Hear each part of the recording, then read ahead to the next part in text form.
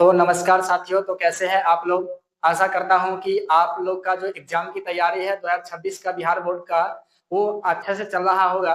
कि उसी तैयारी को देखते हुए, यानी परीक्षा जो समीप है इसी को देखते हुए हमने क्या किया है कि प्रत्येक जितने भी चैप्टर है उन सभी का हम लोग रिवीजन प्रारंभ कर रहे हैं, और जितने भी चैप्टर है उन सभी का ऑब्जेक्टिव टाइप जो है हम लोग करवा रहे हैं। इससे वीडियो को जरूर शुरू से अंत तक देखिएगा, और जितने भी आने वाला वीडियो है वो सभी जो है प्रत्येक चैप्टर वाइज चैप्टर रहेगा, या 2-4 चैप्टर का जो है एक साथ, यानी महामैराथन की तरह चलेगा। तो इसलिए जो है इस वीडियो को जरूर से अपने दोस्तों के पास भी शेयर कीजिएगा, ताकि जितने भी तुम्हारा आपके साथ जो है कि जो एग्जाम की तैयारी कर रहे हैं उन सभी के पास भी ये पहुंचे, और इस वीडियो का भी वो लाभ उठा सके। ठीक है, तो उसी एग्जाम की अच्छे और बेहतर तैयारी करने के लिए हम लोग लाए हैं। तो आज हम लोग पढ़ने वाले हैं वो क्लास जो 10th का जो है वो गोधली चैप्टर, सॉरी, कि वर्णिका चैप्टर जो है उन सभी 5 चैप्टर का हम लोग ऑब्जेक्टिव टाइप क्वेश्चन करने वाले हैं। और आप भी यहाँ पे जो है ऑब्जेक्टिव टाइप मारते रहिएगा, और आप जो है सही करते रहिएगा कि जितना भी आपका स्कोर आएगा उस स्कोर को जो है आप जरूर कमेंट बॉक्स में जो है शेयर कीजिएगा। ठीक है, और इस वीडियो को जरूर शेयर कीजिएगा, सब्सक्राइब भी जरूर कर लीजिएगा। सबसे पहले यहाँ पे जो है आपके पास जो पहला जो प्रश्न आता है वो स्क्रीन पर, पहला जो आपके पास जो क्वेश्चन है वो है दही वाली मगम्मा कहानी के लेखक कौन है। तो इसको याद रखिएगा, दही वाली मगम्मा का ये हम लोग जानते हैं कि दही वाली जो मगम्मा है इस चैप्टर का जो लेखक जो है वो कौन है, तो श्रीनिवास श्रीनिवास और इनका जो पूरा नाम है मास्ती वेंकटेश अयंगार। मास्ती वेंकटेश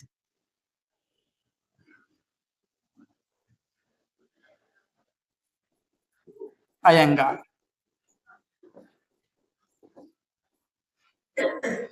उसके बाद जो है यहाँ पे तो इसका याद रखिएगा, इसका जो आंसर जो होगा वो क्या होगा, option number A is correct होगा। ठीक है, ऑप्शन नंबर ए सही होगा। आगे है हमारा जो नेक्स्ट क्वेश्चन जो है वो मगम्मा क्या बेचती थी। तो ये बात याद रखिएगा कि ये जो है वो दही बेचा करती थी।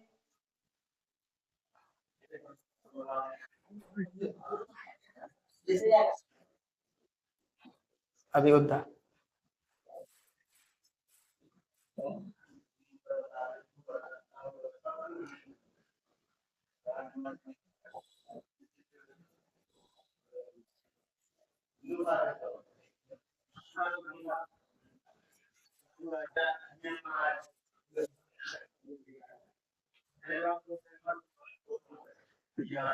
नेक्स्ट जो हमारा क्वेश्चन है वो है कि मगम्मा क्या बेचती थी। तो याद रखिएगा मगम्मा जो है वो क्या बेचती थी, वो दही, यानी ऑप्शन नंबर जो है वो बी क्या है हमारा करेक्ट, बी ऑप्शन नंबर। आगे है अगला जो है हमारा जो क्वेश्चन नंबर जो है वो 3, मगम्मा किस शहर दही बेचा करती थी। आपने पढ़ा होगा कि मगम्मा जो है वो दही बेचा करती थी, लेकिन जो है विभिन्न शहरों में जाके बेचा करती थी। तो वहां पे किस शहर में बेचा करती थी, तो याद रखिएगा कि इसका जो पहला जो ऑप्शन है वो क्या है, कोलकाता। उसके बाद जो है केरल, उसके बाद जो है मुसापुर, उसके बाद जो है वो क्या, बेंगलुरु। ठीक है, तो आपने पढ़ा होगा, तो इसका जो है करेक्ट ऑप्शन जो होगा वो याद रखिएगा, बेंगलुरु। ठीक है, आगे जो है हमारा जो क्वेश्चन है, क्वेश्चन कहता है कि मगम्मा कहाँ की रहने वाली थी। आपने ये भी पढ़ा होगा कि मगम्मा जो है वो किस गांव की रहने वाली थी। तो इसका पहला जो है ऑप्शन देखते हैं हम, इसका जो है कलकत्ता। कलकत्ता तो हम लोग पढ़े ही नहीं। ठीक है, तो ये हमारा पहला तो ऑप्शन गलत। उसके बाद जो है बेंगलुरु, तो बेंगलुरु में ये क्या करती थी, दही बेचा करती थी। तो ये भी क्या हो जाएगा, गलत। उसके बाद जो है हमारा आता है मीनांडी पट्टी। ठीक है, मीनांडी पट्टी जो है वो हम लोग पढ़ चुके हैं, ये पार्टी में पढ़ चुके हैं। ठीक है, यानी माँ कहानी में हम लोग पढ़ चुके हैं। उसके बाद जो है कि याद रखिएगा कि ये जो है इसका जो करेक्ट ऑप्शन जो होगा वो क्या, वेंकटपुर। ठीक है, यानी जो मगम्मा जो है वो वेंकटपुर के रहने वाले थी, और जो है वो दही बेचने का काम करती थी। वो भी किस तरीके से, तो बारी की तरह से। बारी में क्या होता था कि बारी के अनुसार जो है कि जिस तरह से हम लोग आजकल जो प्रयोग करते हैं उठौना। ठीक है, यानी जिस प्रकार से जो है डेली उसको क्या क्या जो है दूध या दही का दे देती थी, और जो है 1 महीने के बाद जो भी उसका जो हिसाब होता था वो पैसा वो ले लेते थे। ठीक है, तो इसी को यहाँ पे जो है बारी शब्द का प्रयोग किया गया है। अगला जो है हमारा जो क्वेश्चन है वो है कि मगम्मा की बहू की क्या नाम था। यानी क्या नाम थी, याद रखिएगा। तो मगम्मा की बहू का क्या नाम था, तो हम लोग पढ़ चुके हैं, मगम्मा की जो बहू का नाम है वो नजम्मा। नजम्मा याद रखिएगा। नजम्मा, नजम्मा की एक सास थी, उसका नाम है क्या, मंगम्मा। नजम्मा के कितने पुत्र थे, तो याद रखिएगा एक पुत्र। और इसी पुत्र यानी मगम्मा के जो पोता है, ठीक है, पोता है, और इसी के कारण जो हुआ था मगम्मा और नजम्मा में क्या हुआ था, विवाद हुआ था। तो याद रखिएगा कि एक बार की बात है, जब नजम्मा जो है अपनी बेटे की पिटाई कर रहा था, जिसके कारण जो है वो मगम्मा से देखा नहीं गया, और मगम्मा बोली कि क्यों रे राक्षसी, इस छोटे से बालक को क्यों पीट रही है। तब जो है ये नजम्मा जो है वो इसके जो इससे भिड़ गई, और दोनों के बीच क्या हुआ, विवाद हो गया था। ठीक है, सास और पुतोह के बीच जो है विवाद हो गया था। आगे जो है हमारा जो क्वेश्चन है कि मगम्मा की बहू की क्या नाम थी, तो याद रखिएगा इसका ऑप्शन नंबर जो है ए करेक्ट। ठीक है, नजम्मा। आगे जो है हमारा जो क्वेश्चन है कि मगम्मा अपनी बहू से किस को लेकर विवाद था। अभी जस्ट हमने पढ़ा कि मगम्मा और नजम्मा के बीच जो विवाद था वो किसको लेकर, तो याद रखिएगा इसके जो है वो पोते को लेकर। ठीक है, पोते को, यानी ऑप्शन नंबर बी जो है इस करेक्ट होगा। ठीक है, आगे जो है हमारा क्वेश्चन जो है वो कहता है कि मगम्मा के परिवार में कितने सदस्य थे। ठीक है, मगम्मा के परिवार में कितने सदस्य थे, तो मगम्मा में हम लोग जानते हैं कितना, तो मगम्मा एक हुई, मगम्मा, नजम्मा, मगम्मा का एक पुत्र था, उसका नाम यहाँ पे स्पष्ट नहीं किया गया। नजम्मा का एक पुत्र था, इसका भी नाम जो है स्पष्ट नहीं किया गया है। तो टोटल कितना, तो 4 लोग थे। ठीक है, तो इसका जो ऑप्शन नंबर हो जाएगा ए करेक्ट। ठीक है, आगे है अगला हमारा जो क्वेश्चन जो है वो कहता है मगम्मा से कौन शादी के बाद अलग रहने लगा। ठीक है, अब मगम्मा के जो है, ये मगम्मा से जो है कौन जो है शादी के बाद अलग रहने लगा। तो शादी के बाद इसका बेटा जो है वो शादी होता है, उसके बाद जो है वो अलग रहने लगता है, कि अपने जो है पत्नी और जो है बच्चे को लेकर अलग रहने लगता है। तो याद रखिएगा इसका जो ऑप्शन जो है कि ऑप्शन के हिसाब, ऑप्शन पर भी हमको क्या करना है, थोड़ा डिपेंड रहना है। अगर यहीं पर अगर रहता इसका ऑल ऑफ द नहीं रहता, तो इसका जो है पूरे करेक्ट होता है इसका क्या, तो याद रखिएगा कि बेटा। ठीक है, लेकिन यहाँ पे ऑल ऑफ दीज है यानी सभी है, तो ये है इसका ऑप्शन जो हो जाएगा क्या, सही, यानी डी, डी इज करेक्ट होगा। ठीक है, अगला जो है हमारा जो क्वेश्चन जो है कहता है कि गांव में जुआरी किस्म का व्यक्ति कौन था। तो आपने ये पढ़ा होगा दही वाली मगम्मा चैप्टर में जो है, गांव का एक जो जुआरी किस्म का व्यक्ति था और शराबी जो था, ठीक है, उसका नाम था रंगप्पा। ठीक है, रंगप्पा, रंगप्पा जो है कि जब जब वो देखता है कि मगम्मा जो है अपनी पुतोह से जो है, यानी अपनी पुतोह से जब अलग रहने लगता है, अपने बेटे और पुतोह से अलग रहने लगता है, तब रंगप्पा दिमाग लगाता है कि क्यों ना मगम्मा से कुछ पैसा उधार लिया जाए। ठीक है, क्योंकि अब मगम्मा का भी समझो उम्र होने वाला था, अब वो मर भी सकती थी, जिसके कारण अगर वो जो अलग रह रही थी, तो मगम्मा अगर मर जाती तो रंगप्पा से कोई पैसा वापस नहीं लेता।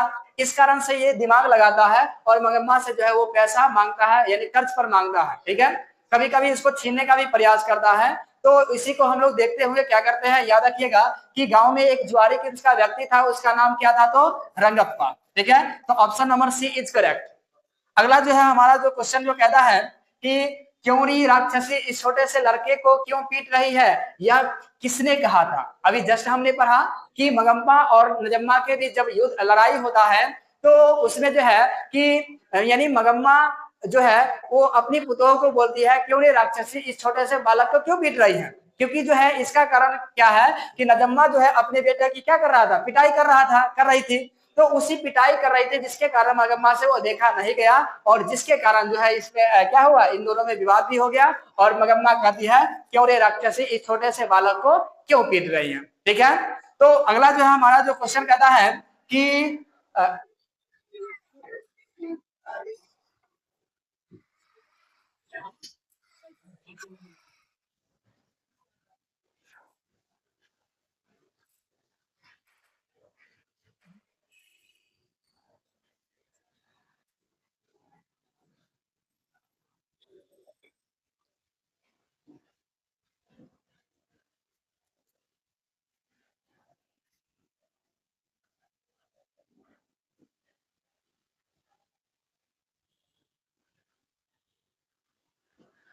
तो चलिए आज हमारा फिर अगला जो है नेक्स्ट क्वेश्चन जो है वो अगला जो क्वेश्चन है वो दही वाली मगम्मा जो है वो किस भाषा में अनुदित है? तो याद रखिएगा ये जो है कि दही वाली मगम्मा का जो भाषा है वो याद रखिएगा उड़िया। ठीक है, क्या है? तो उड़िया।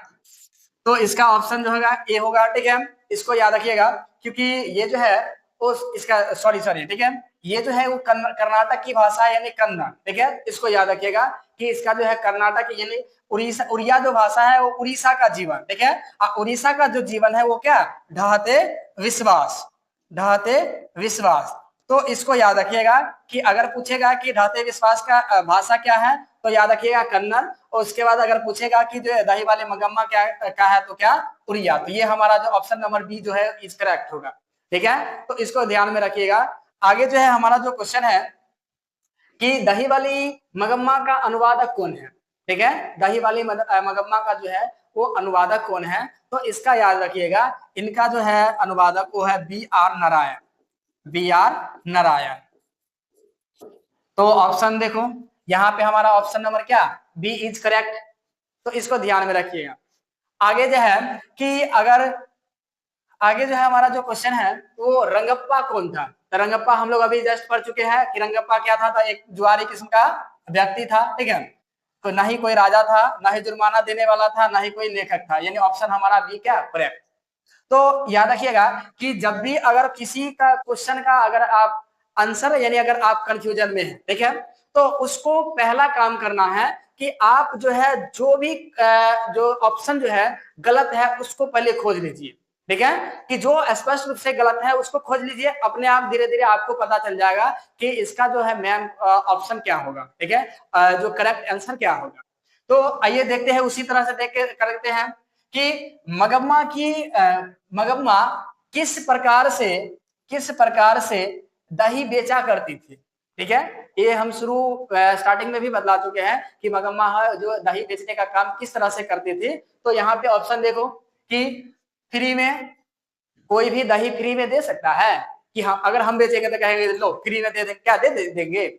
नहीं, ऐसा नहीं। ठीक है, उसके बाद जो है लाट से, लाट मतलब होता है सीरियल वाइज। ठीक है, क्रमबद्ध। तो उसके बाद याद रखें क्रमबद्ध, बस वही, ऐसा तो हमने कभी दही वाले मगम्मा चैप्टर में पढ़े नहीं। उसके बाद जो है आगे जो है हमारा जो ऑप्शन नंबर बच गया क्या? ए। तो हम लोग पढ़ चुके हैं कि जो मगम्मा जो है वो दही बेचने का काम करती थी, किससे? बारी की तरह से। ठीक है, जो महीने के बाद जो है महीने भर क्या दही देती थी, और जो है कि मतलब दही दे देने के बाद जो है एक महीना के बाद जो है वो पैसा जो है वो हिसाब करा के ले लेती थी। ठीक है, तो इसको ध्यान में रखिएगा। तो ये हमारा बारी कहलाता है। अगला जो हमारा जो क्वेश्चन है वो कहता है श्रीनिवास का जन्म कब हुआ था? ठीक है, तो श्रीनिवास का जन्म कब हुआ था? तो इसको याद रखिएगा 29 अक्टूबर 1929 को जो हुआ था वो किसका हुआ था? तो याद रखिएगा कि ढाते विश्वास का लेखक कौन है? तो आप इसको कमेंट में कीजिए। ठीक है, हम देखते हैं कि कमेंट में कौन जवाब सही देता है। ढाते विश्वास का लेखक कौन है? तो ऑप्शन इसका है, अगर इसका कहे तो ढाते विश्वास का जो लेखक जो है वो कौन? तो सातकोरी होता। चलो ठीक है, तो सातकोरी होता, ये हमारा सातकोरी होता। तो ये सातकोरी होता का जन्म हुआ था 29 अक्टूबर 1929 में। कहा हुआ था? तो मयूरभंज उड़ीसा में, मयूरभंज उड़ीसा, उड़ीसा। और इसी उड़ीसा में जो है वो जो है लक्ष्मी की कहानी है। ठीक है, लक्ष्मी और लक्ष्मण का।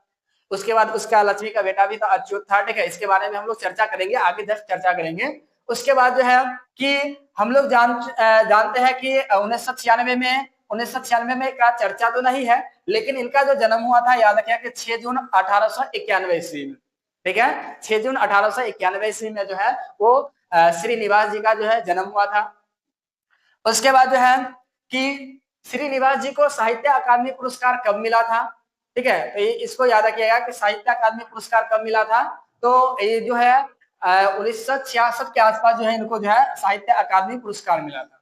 ठीक है, 1966 के आसपास। आगे जो है क्वेश्चन जो है श्रीनिवास का किस कृति पर जो है साहित्य अकादमी पुरस्कार मिला था? ठीक है, किस ये जो है किस जो कृति पर जो है इनको जो है साहित्य अकादमी पुरस्कार मिला था? ठीक है, तो इसमें देखते हैं पद्मावत जो है इनकी जो कृति ही नहीं है। पद्मावत जो है वो जायसी जी की है, जो आपको 12th में पढ़ना है। उसके बाद जो है शिवा बाबनी, ये भी तो नहीं है। ठीक है, उसके बाद जो है कि इनकी जो याद रखना कि ये जो है उपन्यास, ठीक है। इनके जो है उपन्यास और जो है ये सन्ना कथे गुरु जो है क्या है इनका प्रमुख उपन्यास, और इनका जो है प्रमुख जो है ये कृति जो है ये काला था खून की सगाई। ठीक है, तो इनको जो है कि जो खून की सगाई पर इनको क्या हुआ था, साहित्य अकादमी पुरस्कार मिला। ठीक है, आगे जो है हमारा जो क्वेश्चन है कि श्रीनिवास जी का जन्म कहाँ कब हुआ था। ठीक है, यानी कहाँ और कब हुआ था। तो श्रीनिवास का हम लोग जान चुके हैं कि 6 जून का 6 जून 1891 में, और कहता है कि कहाँ हुआ था। ठीक है, तो ये दही वाली मगम्मा जो है ये इसकी भाषा क्या है, कन्नड़, यानी ये कहाँ की भाषा, तो कर्नाटक की भाषा। तो स्पष्ट रूप से इनका नाम पता चलता है कि इनका जो है जन्म कहाँ हुआ, कर्नाटक में। तो ऑप्शन देख सकते हैं, उड़ीसा, उड़ीसा तो उड़िया है, यानी उड़ीसा की कहानी, तो उड़ीसा का कौन है, सातपुरी होता। उसके बाद जो है गुजरात, गुजरात भी नहीं। उसके बाद ये हमारा करेक्ट हो जाएगा क्या, कर्नाटक। ठीक है, तो याद रखिएगा, जो ये दही वाली मगम्मा जो भाषा है ये जो कन्नड़ है, और ये कहाँ की भाषा है, तो कर्नाटक की। तो इसलिए जो है लेखक साहब का भी जन्म हुआ था कहाँ, तो कर्नाटक। उसके बाद जो है कि धाते विश्वास कहानी के लेखक कौन है। धाते विश्वास कहानी अभी जस्ट हमने पढ़ा कि धाते विश्वास कहानी का लेखक कौन है, तो याद रखिएगा कि सातपुरी होता। ठीक है, option number C is correct. Next जो है हमारा जो क्वेश्चन है कि धाते विश्वास कहानी के प्रमुख पात्रा कौन है।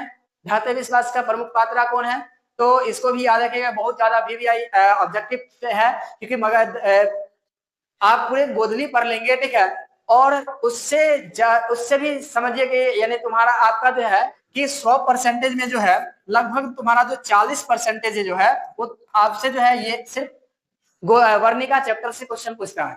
ठीक है, उसका 60% जो है वो पूछता है जो है गोदली से। उसके बाद जो है अगर व्याकरण के हिसाब से देखें, तो व्याकरण के हिसाब से तो हिंदी से जो है हमारा 40 से 45% है। उसके बाद जो है हमारा जो व्याकरण से आता है 50 से 55 60 के आसपास जो आता है परसेंटेज आता है। उसके बाद इस कहानी का याद रखिएगा कि धाते विश्वास कहानी के प्रमुख पात्रा कौन है, तो याद रखिएगा कि मंगू, ये तो है ही नहीं। रंगप्पा हम लोग पढ़ चुके हैं क्या, दही वाली मगम्मा में, और मगम्मा में ही पढ़ चुके हैं, तो 2 ऑप्शन तो हमारा ये पहले कट गया। ठीक है, उसके बाद जो है ये याद रखिए कि ऑप्शन नंबर जो होगा वो बी करेक्ट होगा, लक्ष्मी। क्योंकि लक्ष्मी जो है कि अगर आपसे पूछेगा कि अगर समझिए कि अगर ये लक्ष्मी है, ये अगर लक्ष्मी है, ये भी डिजाइन ठीक है, ये अगर समझिए कि ये लक्ष्मी है, तो इस लक्ष्मी का जो घर जो था वो किस नदी अगर पूछेगा, तो नदी याद रखिएगा कि रावी नदी। ठीक है, रावी सॉरी देवी नदी। ठीक है, इसका जो है वो देवी नदी के किनारे, देवी नदी के किनारे था। उसके बाद जो है कि लक्ष्मी का जो पति का क्या नाम था, याद रखिएगा लक्ष्मण। लक्ष्मण, लक्ष्मण जो है वो कहाँ काम करता था, तो याद रखिएगा कलकत्ता, कलकत्ता। लेकिन कलकत्ता में यानी रहने के बावजूद भी जो है लक्ष्मी का जो परिवार नहीं चल पाता था, जिसके कारण जो ये लक्ष्मी जो है वो तहसीलदार के यहाँ जो है क्या करता था, काम करती थी। ठीक है, काम करती थी ये तहसीलदार साहब के, ताकि उनका जो परिवार चल सके। लक्ष्मी का जो है ये भी इसका जो है एक सबसे बड़े बेटा का नाम था, उसका नाम था अच्युत। ठीक है, अच्युत। उसके बाद लक्ष्मी के जो है गांव का एक लड़का है जिसका नाम है गुणनिधि। गुणनिधि, गुणनिधि जो था याद रखिएगा ये जो है एक कटक से आया था पढ़ाई करके, कटक से आया था पढ़ाई करके। उसके बाद जो है लक्ष्मी के जो है वो पूर्वज जो है वो 1 बीघा जो है वो जमीन छोड़ के गया था, 1 बीघा। लक्ष्मी के जो ससुर का जो है वो मृत्यु हो गया था कहाँ, तो हीराकुंड बांध बनाते समय, हीराकुंड बांध बनाते समय, हीराकुंड बांध बनाते समय।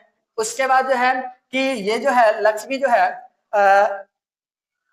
लक्ष्मी का जो है यानी मतलब जो है ये बचपन में यानी जो है इसकी शादी के बाद भी बाढ़ आया था, उसका भी याद आता है जब ये बांध टूटने वाला होता है। उसके बाद जो है इसके बारे में जो है इसको याद रखिएगा कि दही वाली सॉरी धाते विश्वास कहानी के प्रमुख पात्रा कौन है, तो याद रखिएगा लक्ष्मी। उसके बाद जो है नेक्स्ट जो है हमारा क्वेश्चन है कि लक्ष्मी के बड़े का क्या बड़े लड़के का क्या नाम था, अभी जस्ट बताया क्या, तो अच्युत। उसके बाद जो है नेक्स्ट जो क्वेश्चन है वो लक्ष्मण की पत्नी का क्या नाम था, तो अभी बताया कि लक्ष्मी का पति का नाम लक्ष्मण और लक्ष्मण की पत्नी का नाम लक्ष्मी। तो इसका याद रखिएगा कि इसका जो है लक्ष्मण की पत्नी का नाम लक्ष्मी। अगला जो है हमारा जो क्वेश्चन है कि लक्ष्मण कहाँ काम करता था, तो कलकत्ता में। उसके बाद जो है अगला जो क्वेश्चन है कि विपत्ति अकेले न आकर संगी साथियों के साथ आता है और यह पंक्ति कहाँ से लिया गया।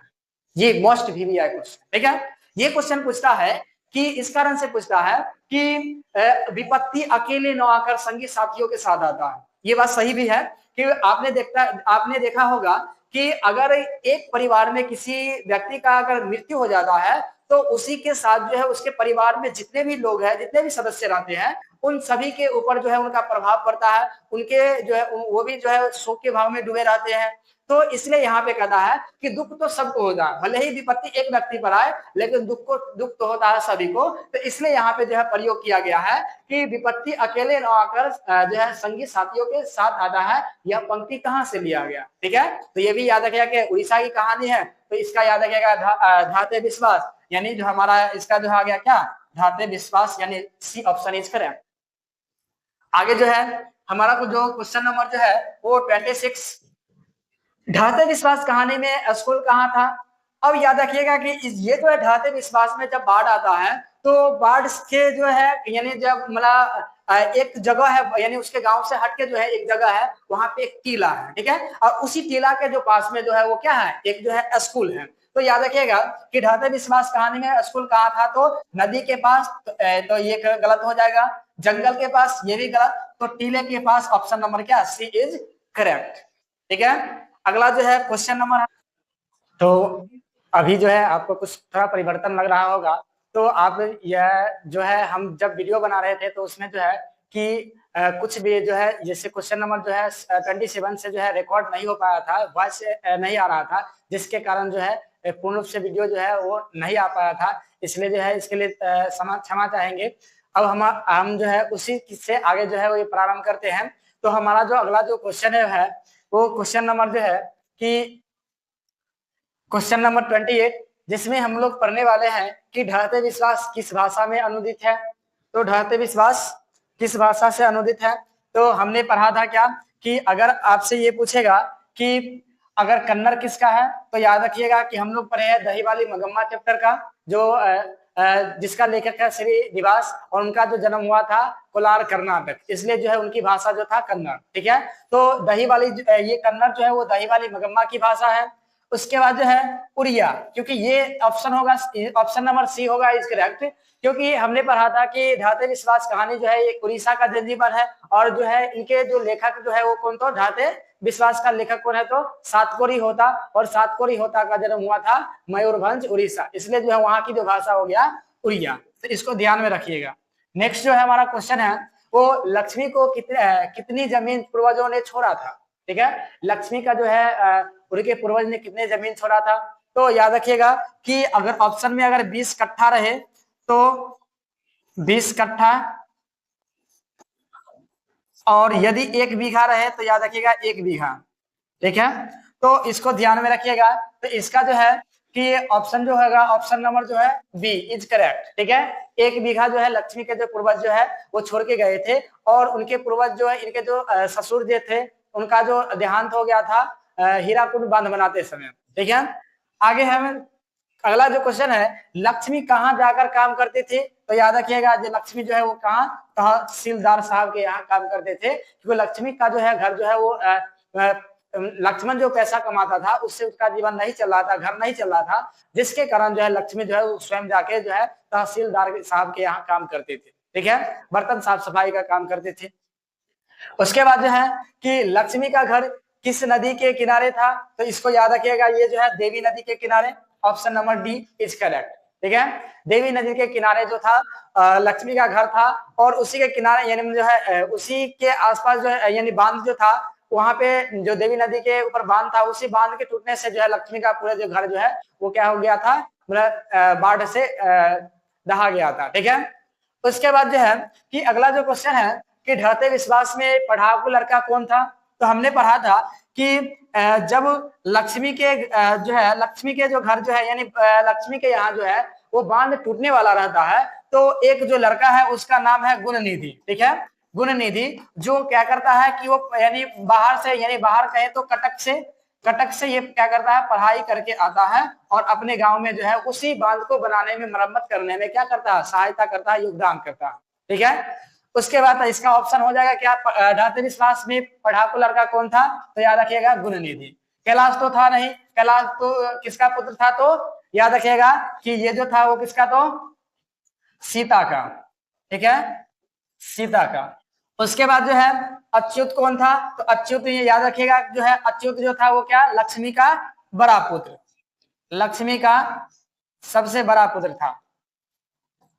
उसके बाद जो है नारायण कौन था, तो नारायण जो था वो कैलाश का भाई यानी सीता का जो है वो पुत्र था। ठीक है, उसके बाद जो है अगला जो क्वेश्चन है, गुरुनिधि कहाँ से पढ़ाई करके आया था, अभी जस्ट हमने पढ़ा तो कहाँ, तो बेंगलुरु। ये तो ऑप्शन ही गलत हो गया। वेंकटपुर, वेंकटपुर तो जो है वो दही वाली मंगम्मा यानी मंगम्मा की जो है वो घर था। उसके बाद मदुरा जो है, मदुरा शहर से जो आई थी वो पादी थी, और पूछता है कि मदुरा से ही क्वेश्चन पूछ देता है कि मीनाक्षी मंदिर कहाँ है, तो याद रखिएगा मदुरा में। ठीक है, उसके बाद जो है तो इसका जो आंसर जो होगा option number C is correct. ठीक है, तो इसको ध्यान में रखिएगा कि ऑप्शन नंबर जो है वो सी होगा इज करेक्ट, यानी कटक से। गुणनिधि जो है वो कटक से पढ़ाई करके आया था।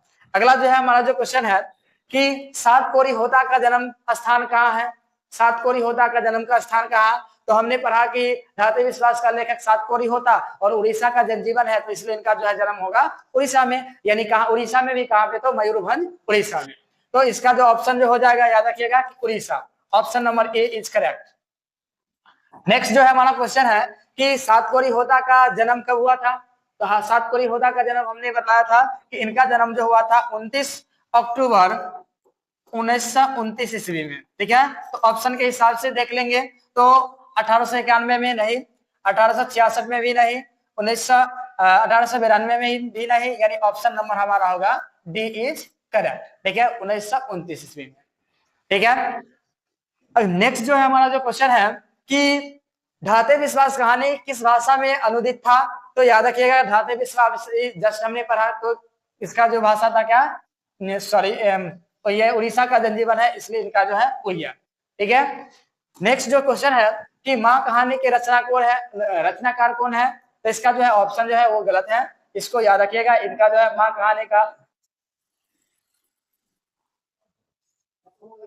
कहानी का जो लेखक जो है वो ईश्वर पिटलीकर साहब। उसके बाद जो है कि ईश्वर पिटलीकर की प्रसिद्ध कहानी कौन सी थी, प्रसिद्ध कहानी याद रखिएगा, जो इनकी प्रसिद्ध कहानी जो है कि ये खून की सगाई। उसके बाद जो है नेक्स्ट जो क्वेश्चन है कि ईश्वर पिटलीकर की लोकप्रिय उपन्यास क्या है, तो याद रखिएगा इसका जो है वो काला पानी। उसके बाद जो है कि माँ कहानी किस भाषा में अनुदित है, ठीक है, माँ कहानी जो कहाँ की भाषा है, तो याद रखिएगा कन्नड़ का तो हो ही नहीं सकता है। ठीक है, क्योंकि ये कर्नाटक की है, उसके उड़ीसा तो हो ही नहीं सकता, तो ऑप्शन हमारा बचा क्या, सी यानी गुजरात। ठीक है, गुजरात की है, यानी इसका जो है ईश्वर पिटलीकर के जो है माँ कहानी का रचनाकार है, उसका जो भाषा क्या है, गुजराती। नेक्स्ट क्वेश्चन, माँ कहानी का अनुवादक कौन है, माँ कहानी का अनुवादक कौन है, तो याद रखिएगा बी आर नारायण तो है ही नहीं। ठीक है, उसके बाद जो है ये गोपाल दास नागर, राजेंद्र मिश्र, ऑप्शन नंबर यानी ऑप्शन नंबर जो है कि ऑप्शन नंबर जो है इसका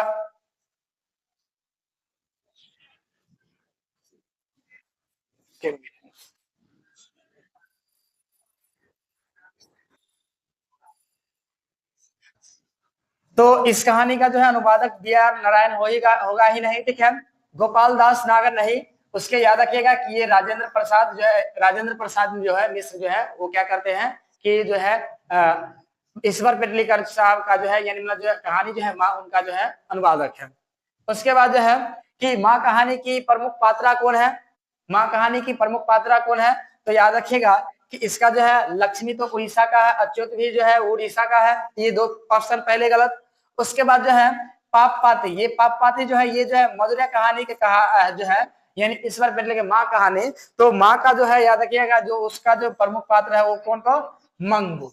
ठीक है, मंगू की अगर इसके बारे में चर्चा करते हैं तो मंगू याद रखिएगा कि मंगू जो है वो जन्म से क्या थी, जन्म से ही जो है वो पागल और गुंगी, पागल और गूंगी थी, वो नहीं बोलती थी।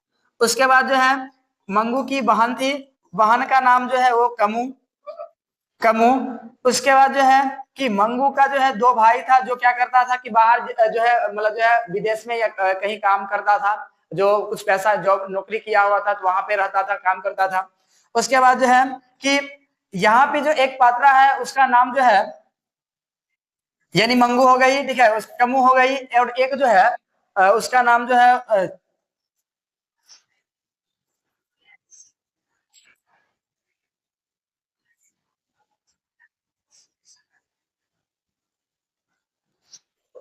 चलिए ध्यान नहीं आ रहा है, ठीक है, इसको अगला देखते हैं। मंगू की बड़ी बहन का क्या नाम था? तो मंगू की बहन का बड़ी बहन का नाम था, याद रखिएगा, Camus. Option number B is correct. Next जो है हमारा क्वेश्चन है कि कन्या विद्यालय में कौन पढ़ रही थी, ठीक है, तो उसी याद रखिएगा कि ये जो कुसुम भी पात्रा थी, ठीक है, इसी का नाम जो था, इसी का नाम भूल गए थे, तो याद रखिएगा कमू, ठीक है। जो कमू जो है कि कन्या विद्यालय में पढ़ती थी, जब ये पागल हो जाती है तब क्या होता है कि ये जब इसको अस्पताल में भर्ती करवाया जाता है, जब ये ठीक हो जाती है तब जो है गांव के लोग भी जो है मंगू की जो माँ है उसको बोलती है, यानी बोलते हैं कि जो है देखिए कि जो ये जो कुसुम जो है वो क्या जो है पागल थी, लेकिन उसको भर्ती कराया गया, इलाज कराया गया तो उस ठीक हो गया, ठीक है। लेकिन आप भी कोशिश आप भी करिए क्या कि मंगू को भी जो है अस्पताल में भर्ती करवा दिए, और उसी समय जो है माँ जो है वो क्या होता है, तैयार हो जाती है, ठीक है, कि हाँ अब जो है मैं भी अपनी बेटी को भर्ती करवा दूं, कहीं जो है कहीं ऐसा जो है कि मेरी बेटी ठीक हो जाए।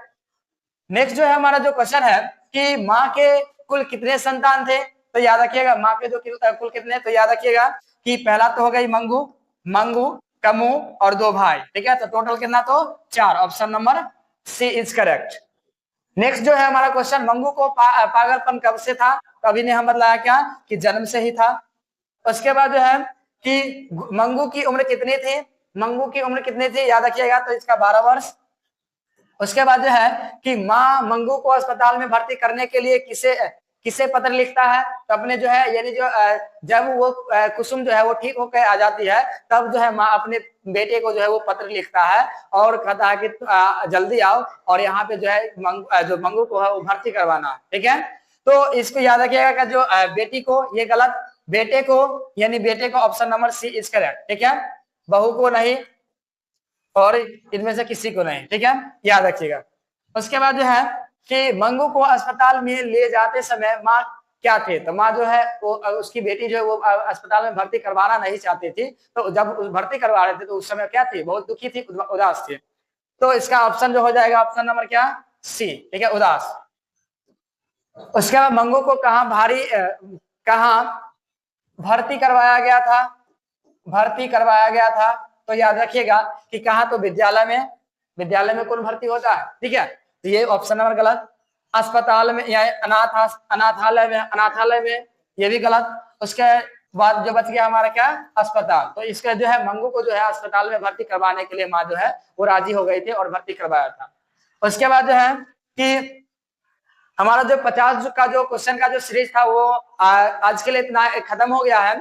फिर आने वाला जो है जो भी चैप्टर वाइज चैप्टर है वो ऑब्जेक्टिव आप सभी के पास आ जाएगा। इसलिए जो है हमारे इस चैनल को जो है ज्ञानोदय लर्न को जो है जरूर से जरूर सब्सक्राइब कीजिए और अपने मित्रों के पास भी जरूर से जरूर शेयर कीजिए, ताकि आपके मित्र भी जो है इस चैनल का जो है इन सभी जो स्टडी है इन सभी का जो है वो फायदा उठा सकते हैं, यानी कुछ लाभ प्राप्त कर सकते हैं। तो आज के लिए इतना ही, तब तक के लिए मिलते हैं अगले वीडियो में। तब तक के लिए धन्यवाद।